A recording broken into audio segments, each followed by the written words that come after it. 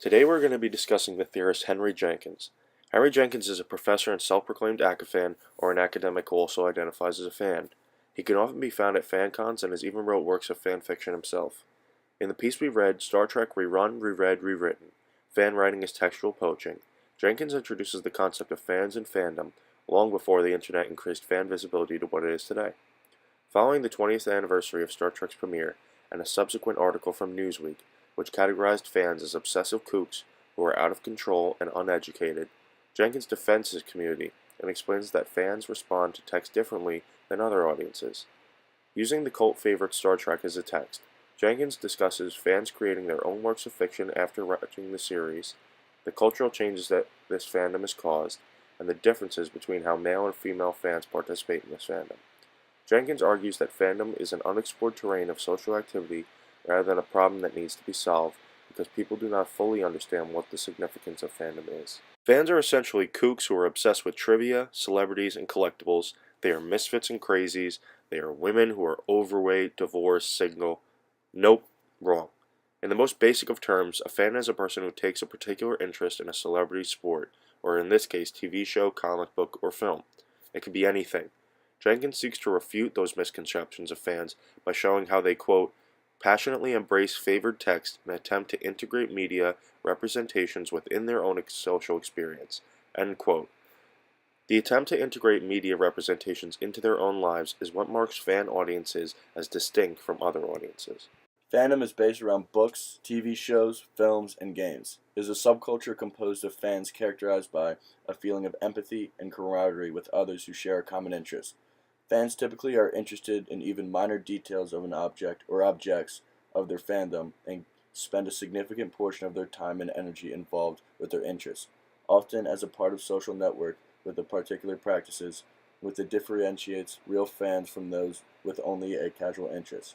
An example of fandom in the modern world are the gathering of Comic-Cons. Comic-Cons are a convention for beloved fans to join together and express their ideas and interpretations of their favorite medias.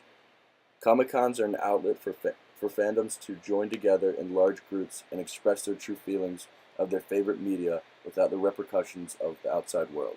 Community, according to Jenkins, is a place where someone may feel a sense of belonging to.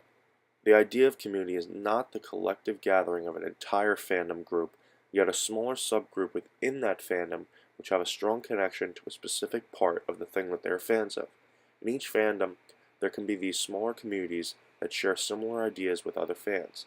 Jenkins alludes to the importance of community within fandoms, pointing out that many fans categorize their entry into fandom in terms of movement from the social and cultural isolation toward a more and more participation in a community receptive to their cultural productions, a community within which they feel a sense of belonging to. So think of it in terms of, say someone is a fan of Batman, but they aren't necessarily a fan of the comics, but love the movies. Then they can find a smaller sub-community within that fandom that appreciates the cinematic universe just as much as they do. The moral economy of fan fiction is giving the freedom for fans to write their interpretations of a basic program model and also allow for a variety of reconstructions of the basic program model. The economic problem with fan fiction writing ties into the ability for people to take these ideas that were fan written and use for profit. Using Star Trek as an example, some fans believe that the recent movie adaptations are not respectful to the source material, so they take matters in their own hands and create their own stories to save the integrity of the show. In order to gain a greater understanding of what Jenkins is talking about, you might want to take a closer look at the hugely successful erotic romance novels 50 Shades of Grey. While those books have their own cult following and fandom attached to them, we're talking about how this franchise started out as its own piece of fan fiction.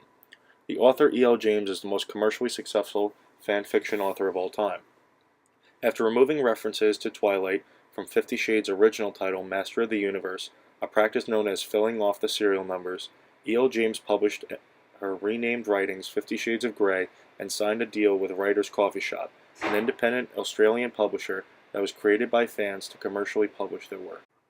Jenkins says that many people believe that fan fiction writers are uneducated females, whereas E.L. James is the polar opposite of that, and has shown great success. James studied at the University of Kent in South England, where she studied history. Men and women read text in different ways. Men focus on the narrative structure and the auditorial intent and women focus on reconstructing their textual world and understanding characters on a deeper level. James took these teen characters from Twilight and created a more sophisticated adult character in 50 Shades of Grey. In reference to the moral economy, James was a huge fan of the Twilight series and took her fan writing to a whole new level. The reason why James is the most notable fan fiction writer to date is because of the sheer economic numbers she has profited from her fan fiction writing. The results have been astonishing. To date, James has sold over 70 million copies worldwide, including print, ebooks, and audiobooks. In 2013, James was the highest paid author in the world, with 95 million in earnings thanks to her massive book sales and a 7-figure paycheck from the first film adaptation. In 2016, James was the 8th highest paid author in the world, earning 14 million in 12 months, which brings her 4-year total to a whopping 131 million.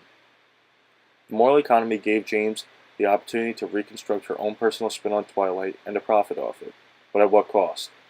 Is this fair to Stephenie Meyer, the creator of Twilight? Although the two series can be seen as completely separate entities due to their content level covered, here are some of the comparisons. In 50 Shades, Christian Grey is a mysterious, jaw-dropping, handsome CEO. In Twilight, Edward Cullen is a mysterious, jaw-dropping, handsome vampire. In both stories, the heroine is understated, pretty but not beautiful, and intimidated by the men's wealth and good looks. Both Bella and Anna are clumsy and routinely question their male counterparts. One scene that is very similar is the one which involves car accidents. In Twilight, Edward saves Bella from being hit by a car by blocking the force of the car with his body. In 50 Shades, Christian pulls Anna back on the sidewalk when she accidentally walks into oncoming traffic. In the end, Jenkins' idea allows the audience to understand media through a fan base that is much deeper than being a follower of a film. Jenkins allows the audience and fans the ability to express their true feelings toward a particular media without being judged by societal norms. The people who enjoy the media deeper than a film can join groups with others who have the same ideals. The idea of moral comedy brings into question thoughts of plagiarism and rights to intellectual property.